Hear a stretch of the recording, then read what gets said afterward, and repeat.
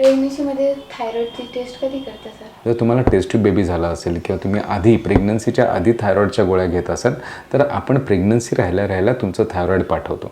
कारण का प्रेग्नन्सीमध्ये युजली जर तुम्हाला एल्ट्रॉक्सिन नावाची गोळी चालू असेल किंवा TSHच्या कुठल्या तुमच्या गोळ्या चालू असतील तर त्याचा तुम्हाला गोळ्यांचा डोस मॉडिफाईड करावा लागतो.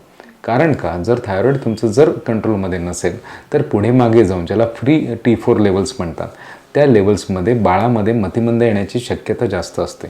त्यामुळे प्लीज याच्याबद्दल जर तुम्हाला थायरॉइड असेल किंवा तुम्हाला थायरॉइड डिटेक्ट झाला असेल आणि त्याच्यानंतर तुम्ही प्रेग्नंट राहिला असाल तर थायरॉइडची लेवल्स तुम्ही केली गेली पाहिजे. आणि युजली ती लेवल्स पहिल्या 3 महिन्यामध्ये 2 ते 2.5 आणि शेवटच्या 3 महिन्यामध्ये तुमची लेवल ही 3 ते 3.5च्या दरम्यान असलीच पाहिजे.